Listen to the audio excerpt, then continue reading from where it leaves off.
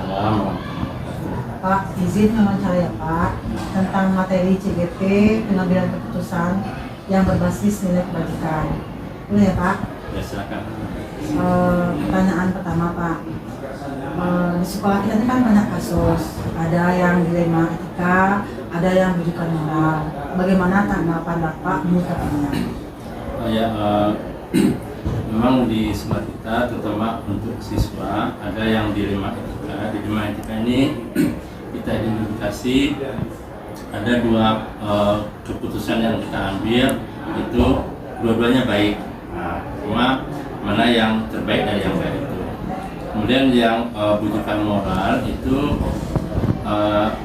kasusnya kita memilih yang baik lawan yang tidak baik. Jadi itu kita identifikasi termasuk dilema etika atau rujukan moral. Berikutnya Pak, misalnya ada satu permasalahan di sekolah kita yang dalam satu permasalahan tersebut ada dua kepentingan yang berbeda. Nah, kemudian bagaimana Bapak menentukan mana yang paling penting di antara dua pendapat tersebut? Ya, misalkan ada masalah yang tadi dua kepentingan berbeda, apakah dia di dilema etika? Kalau di dilema etika berarti kan yang baik dengan yang baik. Sekarang kita ambil untuk siswa. Nah, kalau siswa dari dua yang baik ini, mana nanti kedepannya yang lebih baik untuk siswa? Jadi kita orientasinya bukan untuk kasus saat ini, tapi kedepannya mana yang lebih menguntungkan. Pertimbangannya Kita peduli dan tanggung jawab untuk masa depan siswa. Kemudian langkah-langkah Bapak selama ini dalam mengambil keputusan. Ya, kalau langkah-langkah mungkin kalau masalah dilema etika ini saya akan kumpulkan dulu informasi dari guru yang mengajar, wali kelas, BK, pimpinan, sama wakil siswa. Jadi dari informasi yang diperoleh baru kita nanti apa keputusan yang kita ambil. Selanjutnya apa yang dianggap paling efektif dalam pengambilan keputusan? Ya, dalam pengambilan keputusan ini kita melihat dulu informasi atau data-data dari yang kita peroleh terhadap masalah dilema etika siswa tersebut. Jadi nanti dalam memutuskan kita pikirkan mana yang terbaik untuk masa depan siswa ini. Tetap berpihak pada Iya. Selanjutnya tantangan Bapak selama ini dalam pengambilan keputusan. Untuk dilema etika ini memang sangat berat sebenarnya dalam mengambil keputusan.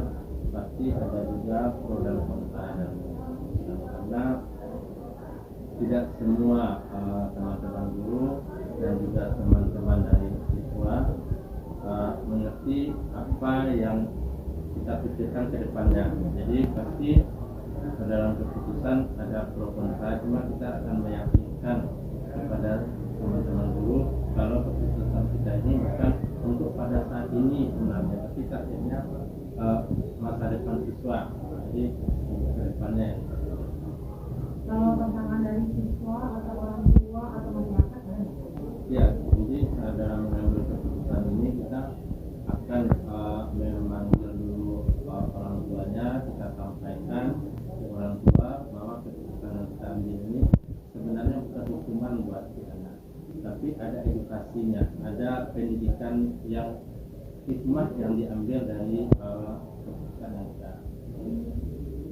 Kalau tantangan dari lingkungan sekolah mungkin Pak biasanya ada atau dari sekolah sendiri?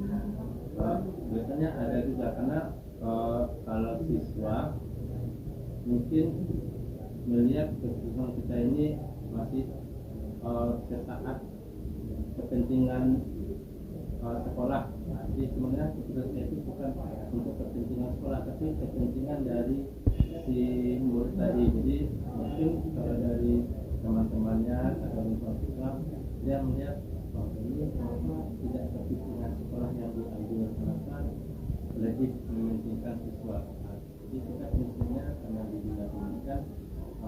kepentingan sekolah yang utamakan, tapi bagaimana masa depan dari siswa. Nah, misalnya ada satu permasalahan, apakah Bapak punya jadwal tersendiri atau permasalahan tersebut langsung saat kejadian Bapak selesaikan? Ya, kalau di jemaat kita ini menyangkut urgen penting, berarti harus kita jelaskan pada Bapak juga. Tapi kalau bisa diselesaikan dengan berjenjang oleh guru makernya, wali kelasnya, atau dengan guru BK atau dengan wakil kelas, diselesaikan itu. Tapi kalau memang urgen dan penting, itu harus diselesaikan pada saat itu. Kita akan ambil orang tuanya ini, kita mengambil keputusan itu tidak hanya dari sekolah, tapi harus kita konfirmasi juga dengan orang tua hadir pada saat kita keputusan. Tapi ada yang langsung urgen, tapi ada juga yang di paket dulu. Iya, ada tahap-tahapannya. Ada tahap-tahapnya. Kemudian dalam pengambilan keputusan selama ini ada dampak yang mempermudah Bapak atau kesulitan, termudah atau kesulitan dalam pengambilan keputusan? Ya, dalam kalau mengambil keputusan memang sulit semuanya keputusan karena kita memilih yang baik dari yang baik saja.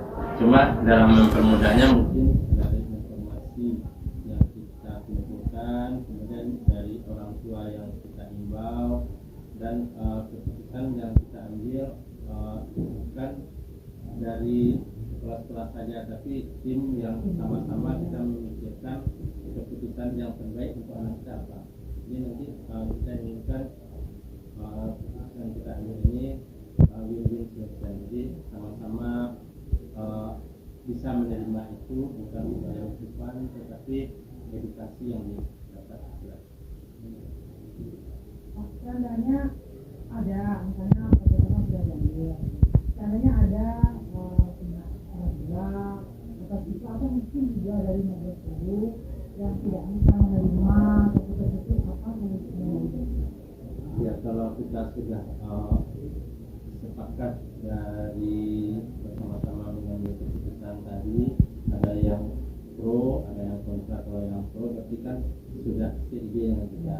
Tapi kalau yang ada yang kontra, kita akan meyakinkan mereka. Jadi kita beri edukasi, kita yakinkan kalau keputusan kita ini bukan untuk kepentingan sekolah atau pribadi dari guru atau wakil atau siapa, tapi adalah untuk kepentingan dari si anak. Jadi itu yang harus kita yakinkan ke teman-teman yang kontra. Intinya memang berpatokan pada anak, Iya, Pak. Dan terakhir Pak, apa pembelajaran atau hikmah yang bisa diambil dari pengambilan keputusan selama ini? Ya, mungkin dari hikmah yang bisa kita ambil itu, yang pertama kita mengambil keputusan itu harus berpihak kepada siswa. Kemudian yang kedua, pengambilan keputusan kita harus cukup data, cukup fakta, cukup keterangan dan informasi sehingga cepat dan efektif apa yang kita putuskan. Kemudian juga keputusan itu ada edukasi di dalamnya, mungkin seperti itu. Terakhir Pak, mungkin ada pesan Bapak untuk kami CBP dalam pengambilan keputusan. Ada Ya, kedepannya lebih. mudah-mudahan isi dan kawan-kawan CGP ini bisa lebih sukses dan menjadi pemimpin masa depan hendaknya. Amin, amin, amin.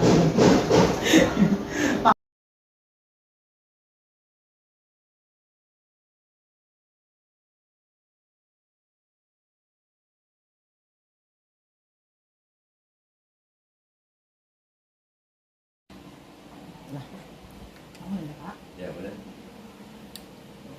Assalamualaikum warahmatullahi wabarakatuh. Waalaikumsalam warahmatullahi wabarakatuh. Pak, izin Pak, kami dari CBP Angkatan 5 mewawancarai Bapak dalam pengambilan keputusan Pak. Ini Pak ya. Yang pertama Pak, di sekolah yang paling sering itu terjadi apakah kasusnya kasus yang dilema etika atau dilema rujukan moral? Ya, kalau disiplin kebanyakan yang dilema etika. Karena kalau yang kita kan sudah antisipasi dari awal saran untuk masuk ke madrasah ini yang sudah yang dituangkan aturan dari baru masuk siswa kan sudah diberikan aturan disiplin.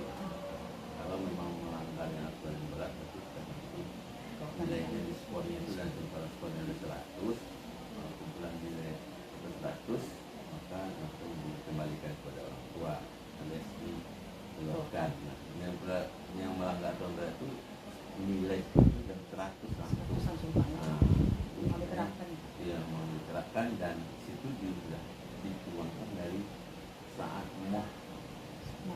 masa orientasi drama sekolah.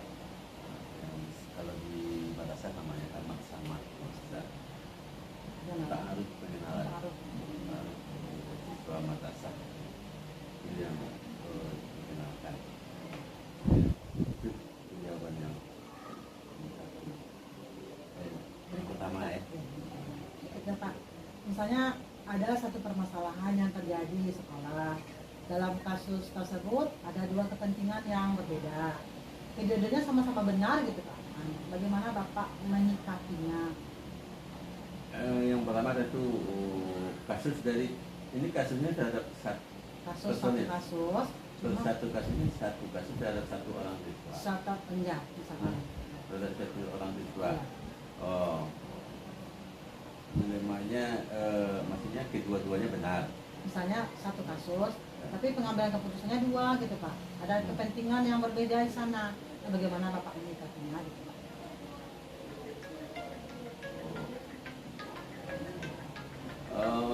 Yang pertama kita tentu membicarakan bersama pimpinan sini, yaitu wakil, dan kasus sekolah siswa tentu kita mau mempelajari dulu kasusnya.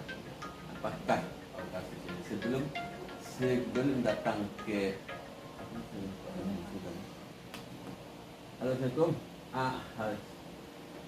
Ada sebentar, ada apa sebentar? Ada tamu dari Jemaat.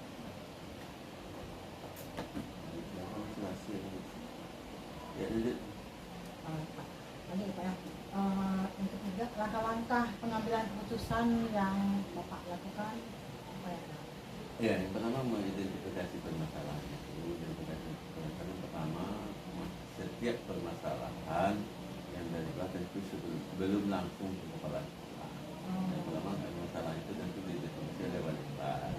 Kemudian dengan BK, ada tingkatannya. Kalau sudah dengan BK, biasanya prosesnya BK dengan wali kelas sudah memanggil orang tua ya.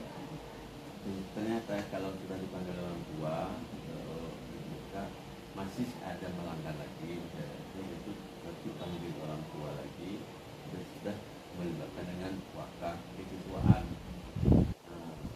Jika masih belum, baru sampai ke kepala sekolah, berarti tingkatannya di 3.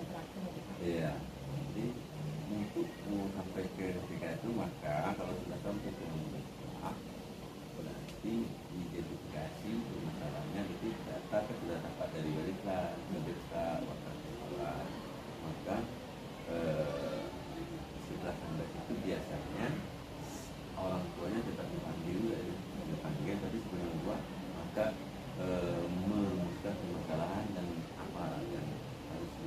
apa yang akan disampaikan itu sudah hasil kesepakatan antara wali kelas, siswa dan kepala. Ketika orang tua dipanggil, itulah permasalahan menyampaikan, tapi sudah sudah diusahakan sama dengan yang terlibat langsung dengan kasus yang tadi dari awal. Dan misalnya bukan langsung dari edukasi tanya dan apa misalnya. Jadi beberapa ada orang menyampaikan saja apa yang telah diputuskan musyawarah bersama. Selanjutnya Pak, yang paling efektif dalam pengambilan keputusan selama ini apa? Terhadap kasus nih? Iya, ada kasus yang ada yang sekolah. efektifnya ya Yang paling- begitu, sehingga efektifnya kalau tetap dimusyawarahkan. Ya. Nah, kalau memang kasus anak tetap melibatkan waktu guru BK, antara malam 12 guru BK, waktu siswa, sehingga apa keputusan kita tidak yang pertama dengan dasar musyawarah atau identifikasi masalah dan mengumpulkan data, sehingga apa yang kita putuskan tidak ada satupun guru yang tidak setuju karena kita merupakan keputusan yang telah dimusyawarahkan. Tapi kalau hanya dari kita mungkin ada karena identifikasi masalahnya ada yang kurang tepat, nanti kita mungkin keputusan itu kan bisa jadi kurang tepat, maka bisa dijadikan mungkin ada salah seorang atau beberapa orang dulu yang mempermasalahkan kenapa begitu. Kita sudah mengatakan kenapanya sudah tahu guru yang lain, ini tetap mendukung guru lain walaupun tidak terlibat langsung dengan kita menunjukkan, maka dia akan tetap mendukung dan menghargai apa yang pernah kita putuskan karena sebenarnya sudah dimusyawarahkan. Berikut Pak, tantangan Bapak selama ini pengambilan keputusan apa Pak? Iya, tantangan yang pertama kondisi sedaerah, Ya. karena kita orang ini itu identifikasi Ada apa yang primordialisme masalahnya Pak, ya. ismenya itu karena kita kebetulan orang di Kaltim, merasa ada warga Kaltim, tentu warga siswanya maksudnya tentu ada yang bersentuhan dengan keluarga kita. Itu yang pertama. Juga yang akan kita putuskan itu ada memang ada mempengaruhi cara kita pendidikan. Walaupun begitu kita tentu tetap berpedoman kepada aturan. Memang itu saja nanti yang memberatkan namanya kita masyarakat kita apalagi khusus Minang ya. Nah itu nanti walaupun sebenar-benarnya keputusan kita ambil sesuai dengan aturan, namun yang namanya keputusan itu dirasa hasil keputusan itu dirasa dirugikan oleh pihak yang berarti ada untuk keluarga kita, dampaknya kepada kita tetap ada. Itu adalah kita ambilnya ini adalah salah satu risiko menjadi kepala sekolah. Misalnya gini Pak, ada satu permasalahan atau kasus, apakah Bapak punya jadwal khusus untuk menyelesaikannya atau langsung ketika peristiwa itu terjadi langsung diselesaikan? Kalau lihat permasalahannya, kalau permasalahannya berat dan berdampak kepada teman-teman yang lain yang tertentu, maka akan langsung. Jadi kalau permasalahannya tidak begitu berat, yang umum biasanya itu diselesaikan saja oleh wali kelas. Dan nanti didapat bulanan akan dibahas. Dari jadwal ya. Sepertinya seperti itu. Seperti jadwal. Ya. Jadi didapat bulanan 2 bulan, artinya itu dibahas. Ya, kalau memang yang berat, tapi kalau masalahnya berat langsung. Ya. Selama ini yang mempermudah Bapak mengambil keputusan ada Pak? Ada. Kita apapun kasusnya, baik ringan, sedang, ringan, kita mengacu kepada aturan yang kita buat, yang telah disepakati, ini yang telah disosialisasikan kepada siswa dan orang tua. Jadi berpijak kita ada di sana, kita keputusan yang kita ambil akan lebih mudah. Jadi sehingga siapapun orangnya kita tidak bisa menjalankan aturan tersebut karena pijakan kita adalah aturan yang telah kita buat. Jadi sama dengan undang-undang kita di undang-undang lain, ini yang kita buat yang kita jalankan bersama. Pak, Ya. terakhir apa hikmah atau pembelajaran yang Bapak dapatkan dalam memproses kasus-kasus yang ada di sekolah? So hikmahnya ini, yang pertama dari sekian banyak siswa itu banyak masalah.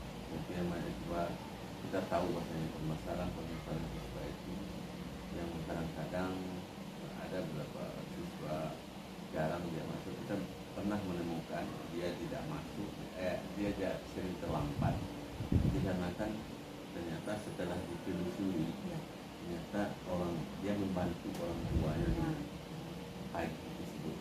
Salah satunya membelai sapi kan, dia harus menggunakan sapi, mengantar sapi itu ke tempat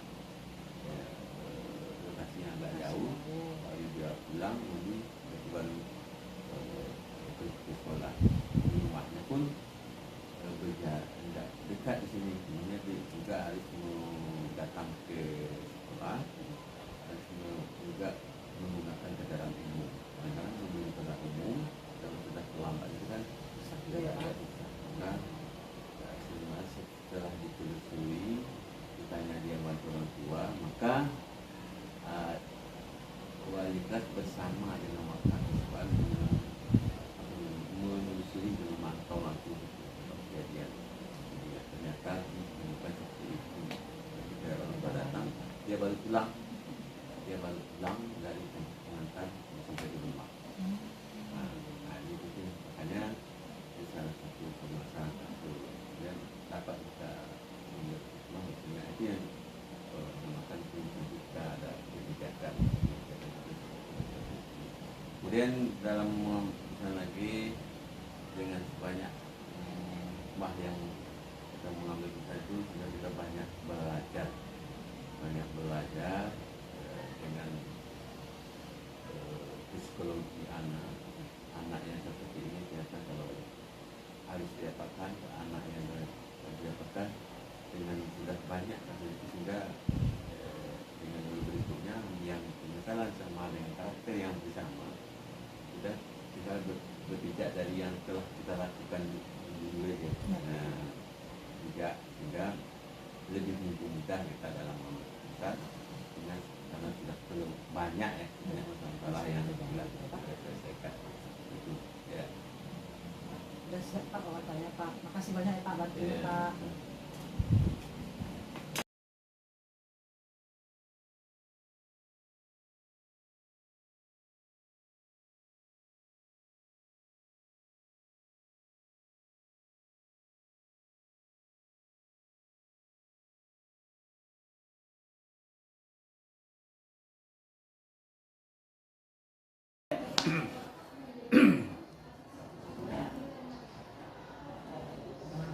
Assalamualaikum warahmatullahi wabarakatuh. Waalaikumsalam. Pak, saya Yuza Tri Kumarasari, CGP Angkatan 5.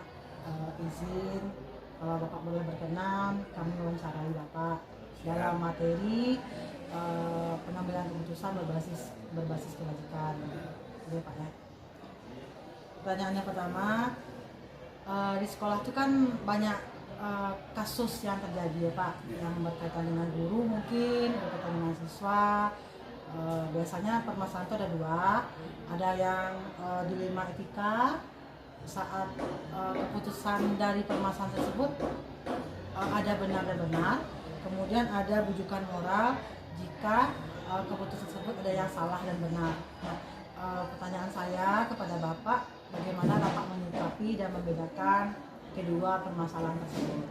Oke, terima kasih. Selamat CGP Angkatan 5. Nah, dari yang Ibu tanyakan itu memang sebagai di dunia pendidikan, sebagai pimpinan sekolah dalam manage yang menghadapi orang-orang hidup, memang kita selalu berhadapan dengan dua pilihan. Ada yang nyaman, yang tidak nyaman.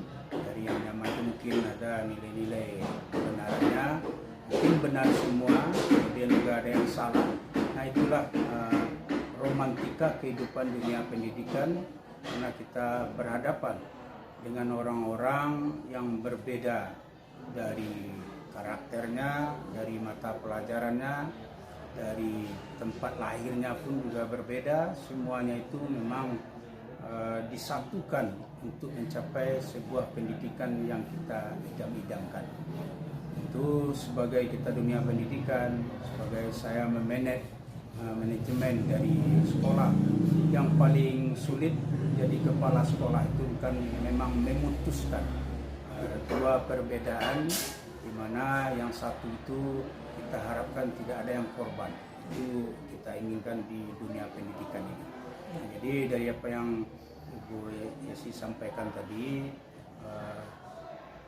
itulah kita perlu kepiawaian di dalam memimpin yang menghadapi orang-orang hidup yang banyak tingkah polanya, baik dari karakter komunikasi, karakter fisiknya. Nah, semuanya itu yang penting kita ajak.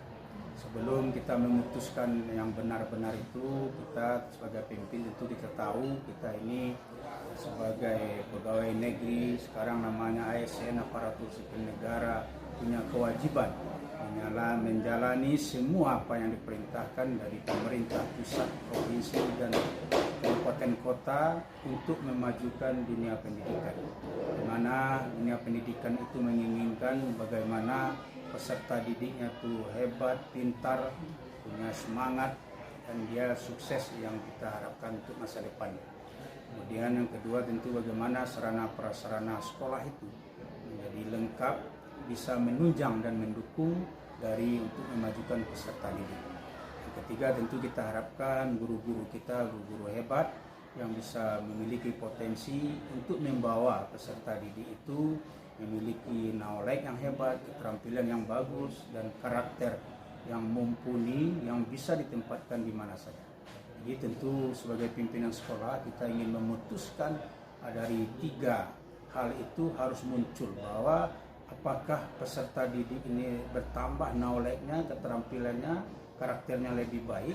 Nah, kalau sudah mengacu kepada kesana, ya kita putuskan bahwa kepada ibu dan bapak guru itu, kalau ini sudah jalan, maka itu dijalankan. Sehingga di dalam memutuskannya, orientasinya tentu kepada peserta didik, karena guru ini ingin membangun anak didik.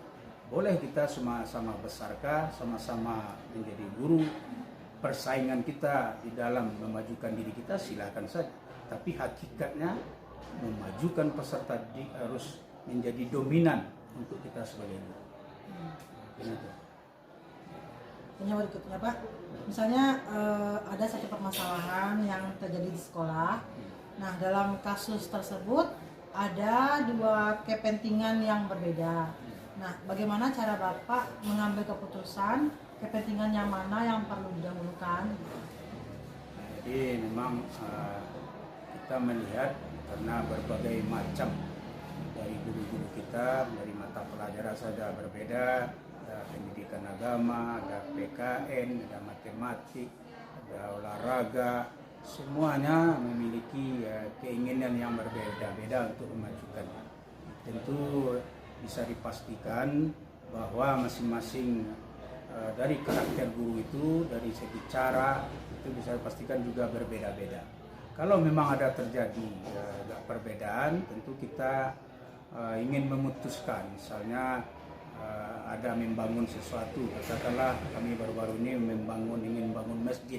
Nah, dari bangun masjid ada yang pro, ada kontra, ada yang mengatakan saya tidak ikut, ada untuk jadi panitia, ada yang mau ikut. Nah, lalu karena kita ini membangun sebuah kebajikan untuk peserta didik dan untuk kita semua, bagaimana kita menginginkan masjid ini bisa terbangun dan semua kita libatkan.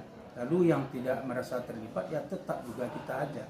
Minimal kita harapkan kepada orang-orang yang tidak punya waktu untuk mengurus dari kepanitiaan ini, mungkin kita minta dengan doa saja. Karena kita berharap semua orang, sekecil apapun orang, pasti dia punya potensi dan punya batin yang luar biasa. Mungkin dari segi materialnya dia kurang, tapi dari segi moral, dari segi doanya itu luar biasa. Jadi kita sebagai pimpinan ini tetap jalan, dan orang yang tidak ikut serta juga dia nyaman. Nah, sehingga kita berharap lancarlah apa yang kita lakukan di sekolah itu. Ada yang kalah, ada yang menang, itu adalah merupakan seni dari kehidupan dunia pendidikan, tapi pada hakikatnya kita menang semuanya. Sehingga sebagai pimpinan kita tidak ada memihak dan tidak ada memilih. Sehingga nyamanlah suasana sana sesuai dengan kompetensi kawan-kawan itu. Kalau dia jadi panitia, inilah yang dilakukan. Yang tidak jadi panitia, minimal dia ikut menjaga. Inilah selanjutnya, apa langkah-langkah Bapak dalam mengambil keputusan di sekolah? Tentu setiap keputusan yang kita ambil, kita memang perlu ada strategi, kemudian ada langkah-langkah yang kita lakukan. Yang pertama tentu kita lihat aturan dari pemerintah seperti apa, kemudian kebiasaan di sekolahnya seperti apa, lalu kita komunikasikan dengan yang terdekat, dengan wakil kepala sekolah, dengan Kasubag TU, kemudian kita juga setelah dapat informasi dari yang kawan-kawan terdekat, kita juga meminta kepada kawan-kawan penjaga sekolah, kepada satpam, semua orang kita minta, kemudian kita ingin tahu secara menyeluruh situasi dan kondisi daripada guru-guru kita dan tata usaha kita secara keseluruhan, yang dimana tinggalnya, ya, berapa orang anaknya, keluarganya bagaimana. Nah, lalu setelah kita ketahui semuanya, lalu aturan kita sampaikan, umpamanya dari segi tertib hadir, kita perlu adanya apel pagi kalau sekolah berasrama. Jadi kita memerlukan seluruh kawan-kawan guru, kita harapkan hadir di dalam kegiatan apel, memperlihatkan bahwa kita sebagai pendidik pun juga ikut serta pada anak-anak didik kita. Lalu yang tidak hadir bagaimana, tetap kita ajak terus, mungkin kita tanya kenapa tidak hadirnya. Nah, yang penting keputusan yang kita ambil sudah jalan. Nah, berapa banyak jalannya tidak ada persoalan. Mungkin waktu juga akan menjawab. Yang penting kita tidak membenci keputusan yang kita ambil, tidak dilaksanakan oleh kawan-kawan guru, tidak kita menjadi lawan, tidak menjadi benci. Dan mudah-mudahan muncul kesadaran tangkapan, tapi kita tetap doakan yang baik. Selanjutnya Pak, apa yang dianggap paling efektif yang pernah Bapak lakukan sama ini dalam pengambilan keputusan? Yang paling efektif untuk kawan-kawan guru, kita harus beranggapan kawan-kawan guru ini orang-orang sarjana. Dia punya ilmu, punya keterampilan, punya wawasan, dia punya nilai-nilai hidup, dan kita hanya mengingatkan. Kita ajak beliau itu untuk berpikir, kemudian mana yang terbaik, kita ajak berkomunikasi yang baik. Nah, lalu kita lihat persoalan-persoalan yang tidak sesuai, lalu kita ajak untuk menyesuaikannya, bahwa dunia pendidikan memerlukan pemikiran dari ibu. Nah, jadi dengan mengajak seperti itu adalah kenyamanan dari guru-guru kita ini. Nah, mudah-mudahan dengan prinsip bahwa ilmu yang paling tinggi itu kan, orang bijak mengatakan bukan seberapa banyak kita mengetahui alam semesta ini, tapi kita ilmu yang bagus itu kan seberapa banyak tindakan yang kita lakukan yang baik, yang menjadi nilai-nilai baik dari segi nilai pada peserta didik maupun rekan-rekan sejawat. Jadi itu yang kita perlu langkah-langkahnya, komunikasi. Selama ini apa tantangan dalam pengambilan keputusan yang pernah Bapak rasakan, tantangan terberat? Karena saya kebetulan dalam memimpin ini, karena hidup saya waktu di kampung dulu sudah ilmu surau ini saya banyak, memang tantangan yang berat belum saya alami lah kepada kawan-kawan, karena saya selalu mengembalikan kepada kita bahwa keyakinan saya yang belajar agama, tidak agama kacau, bahwa orang yang beragama itu kan tidak kacau. Nah, jadi dengan ilmu literasi yang saya miliki, paling-paling di belakang saya mungkin benci-benci selayang, tapi tetap kita tegur sapa, kita tetap senyum.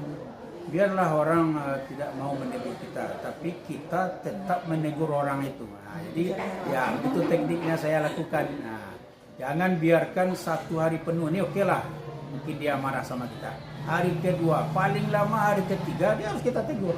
Bagaimana Bu?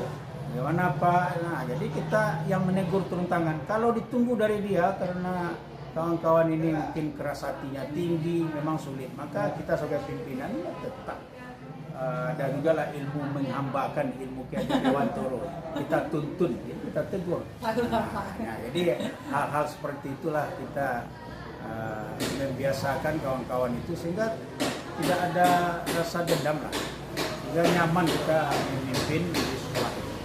Nah, jadi yang kalaupun ada tantangan-tantangan saya selintas mengenai mungkin tantangannya dari dibilang mungkin kita sebagai pimpinan karena sibuk tidak peduli, kemudian tantangannya mungkin kebutuhan keinginannya tidak tersalurkan, lalu dia membenci kita, nah, tapi kita tetap lego juga, mungkin belum sampai kita menemukan keinginan itu bisa kita penuhi. Nah, jadi kita dengan tenang menghadapi kawan-kawan yang menantang dari apa yang kita putuskan. Pak, kalau di sekolah itu kan biasanya banyak permasalahan ya Pak. Bapak punya waktu tersendiri nggak Pak menyelesaikannya? Atau langsung saat kejadian diselesaikan? Oke, kita lihat persoalannya bagaimana. Kalau persoalannya itu genting, memang perlu hari itu kita selesaikan, kita selesaikan. Tapi kalau persoalan itu hanya menyangkut hati, mungkin menyangkut keterampilan, itu bisa kita undur. Untuk apa diundur? Untuk dia menemukan dulu ketenangan, lalu setelah tenang mungkin satu malam, hari berikutnya baru kita tanya, dan penyelesaian itu akan bisa mencari menang-menang, kita harapkan win-win solusinya ada. Jadi kita tidak menganggap ada yang winner, ada yang loser, ada yang orang yang kalah, ada orang yang menang. Tidak mau kita menciptakan pendidikan seperti itu. Nah, jadi kita lihat situasi apa ya kejadiannya. Tapi kalau persoalan anak-anak jatuh, sakit, lalu besok kita tunggu ya, tidak. Harus kita cepat bawa ke dokter. Kalau guru-guru seperti itu juga ada persoalannya. Mungkin dia terpleset kaki segala macam, harus dibawa ke tukang urut, kita bawa ke tukang urut hari itu, jangan ditunggu. Tapi kalau hanya persoalannya lagi emosi dengan kata-kata kita mungkin tidak nyaman, lalu dia berubah wajahnya, perlu kita menenangkan ya minimal satu malam. Ya, dia berjumpa dengan keluarganya, besok pagi kalau dia ngajar kita tanya di mana jamnya off. Di off itulah kita berkomunikasi. Selanjutnya apa yang membuat yang mempermudah Bapak selama ini?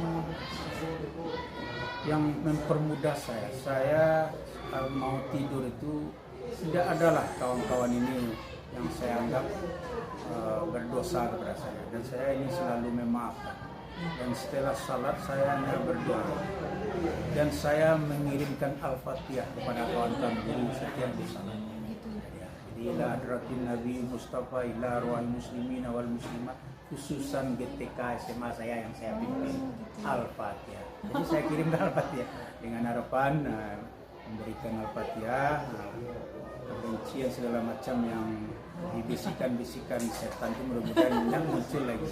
Nah, mungkin itu triknya. Jadi kita doakan kebaikan seluruh warga sekolah, siswa juga sekolah, mudah-mudahan Allah selalu menjaga. Berarti bisa nanti saya terapkan nanti ke siswa juga.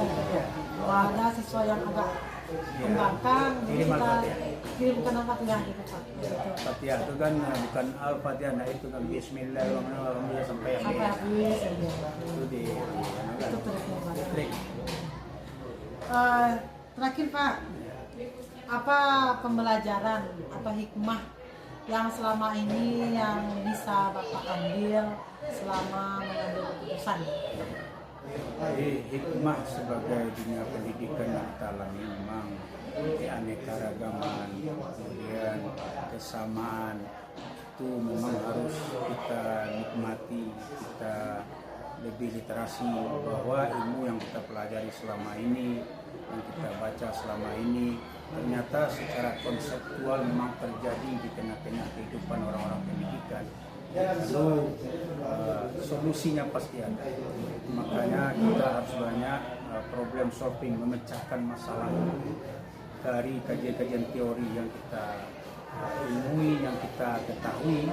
Itulah yang bisa membantu persoalan-persoalan dari lingkungan guru-guru kita, karena semuanya itu keanekaragaman itu pasti solusi-solusi akhirnya juga akan ditemukan, walaupun secara menyeluruh dan 100% memang tidak bisa diselesaikan. Ada dosen saya mengatakan dulu, kalau ingin menyelesaikan persoalan orang itu ditanya kebutuhannya masing-masing orang. Nah, kapan kita bisa menanyakan masing-masing orang kebutuhan? Di orang Indonesia ini bisa selesai katanya, ditanya satu-satu. Nah, di mana kita kumpulkan orang ini satu-satu? Lalu tanya kebutuhan ini, ibu apa? Saya butuh rumah, ini rumah. Ini butuh apa? Mobil, ini mobil. Ini butuh apa? Butuh tempat tinggal sekolah, saya kasih sekolah. Semuanya persoalan-persoalan itu muncul ya. Lalu sangat sulit sekali. Sulit sekali kita secara menyeluruh untuk menyelesaikannya. Itulah gunanya dalam penelitian itu ada populasi, ada sampel. Jadi secara populasi tidak bisa kita selesaikan, tapi sampel yang akan menyelesaikan. Ini.